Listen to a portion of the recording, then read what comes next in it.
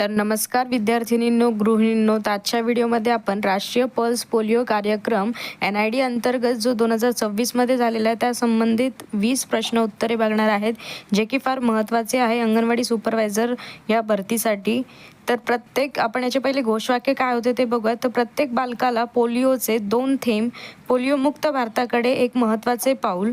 दुसरं आहे पोलिओमुक्त भारतात आपला संकल्प, आपले यश आणि 2 थेंब सुरक्षित भविष्याचे. हे तुम्हाला कळणे गरजेचे आहे की कोणते घोषवाक्य कोणत्या योजनेसाठी आहेत. तर पहिला प्रश्न बघूयात. राष्ट्रीय पल्स पोलिओ कार्यक्रम NID 2026 कधी आयोजित केला जाणार आहे? तर याचं जे बरोबर उत्तर आहे ते 28 जून ते 1 जुलै 2026 या दरम्यान. दुसरा प्रश्न बघूयात. बुध दिवस कधी आहे? तर 28 जून 2026 या दिवशी बुध दिवस साजरा केला जातो. प्रश्न क्रमांक 3 आहे. घरभेट मोहीम कोणत्या तारखांना राबवली जाईल? तर 29 जून, 30 जून आणि 1 जुलै 2026 या दिवशी घरभेट मोहीम राबवण्यात येणार आहे. प्रश्न क्रमांक 4 आहे. जिल्हा समन्वय समितीची बैठक कोणाच्या अध्यक्षतेखाली झाली? तर BNCC आयुक्त पोम्मल्ला सुनील कुमार. तुम्हाला नक्कीच हा प्रश्न विचारला जाऊ शकतो. जिल्हा परिषदच्या भरतीसुद्धा येणार आहेत.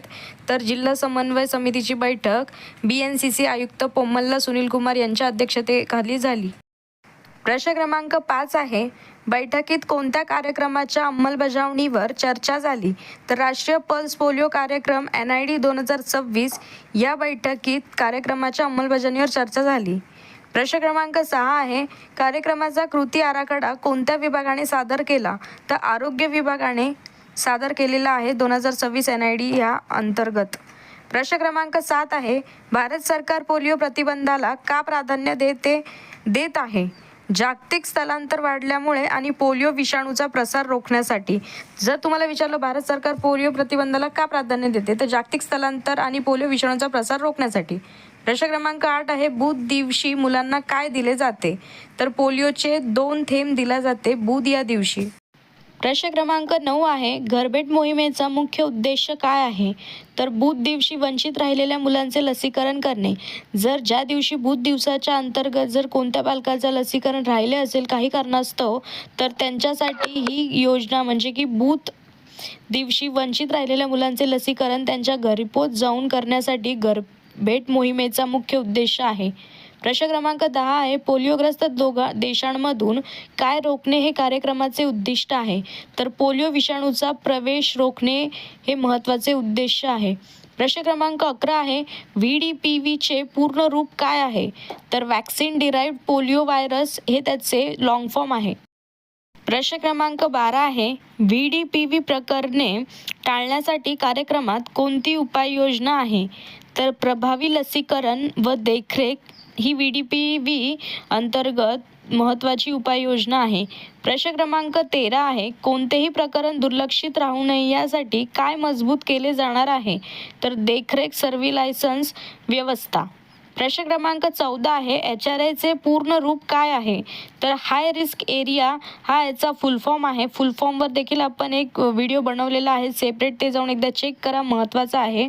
प्रश्न क्रमांक 15 आहे. HRA मध्ये किती टक्के लसीकरण कव्हरेजचे उद्दिष्ट आहे? तर 100% लसीकरण हे कव्हरेजचे उद्दिष्ट आहे. प्रश्न क्रमांक 16 आहे. नियमित लसीकरण सेवांबाबत कार्यक्रमाचे उद्दिष्ट काय आहे? त्या अधिक बळकट करणे हे या कार्यक्रमाचे मुख्य उद्दिष्ट आहे. प्रश्न क्रमांक 17 आहे. डिसेंबर 2025 मध्ये लक्षित बालकांची संख्या किती होती? तर 2,70,297 इतकी ही संख्या होती. हे आकडे लक्षात ठेवा, कारण की 2026 मध्ये या भरतीमध्ये तुम्हाला 2025चे काही संबंधित महत्त्वाचे प्रश्न विचारण्यात येतात. प्रश्न क्रमांक 18 आहे. डिसेंबर 2025 मध्ये किती बालकांचे लसीकरण झाले? तर 2,70,579 इतक्या बालकांचे लसीकरण झालेले आहे डिसेंबर 2025 मध्ये. प्रश्न क्रमांक 19 आहे. 2025 मध्ये किती टक्के कव्हरेज साध्य झाले?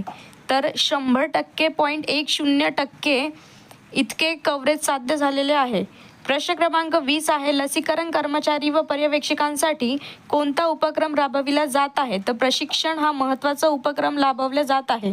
तर अशाच प्रकारचे आणखी व्हिडिओ बघण्यासाठी आपल्या चॅनलला लाईक, शेअर आणि सबस्क्राईब करा. नवीन असेल तर फॉलो करायला विसरू नका. धन्यवाद. हे फार महत्त्वाचे प्रश्न आहे, नक्कीच याच्यावर भर द्या. पोलिओ लसवर आणि आपल्या चॅनलवर अशा आणखी प्रकारचे व्हिडिओ अपलोडेड आहे, नक्की जाऊन एकदा चेक करा. धन्यवाद.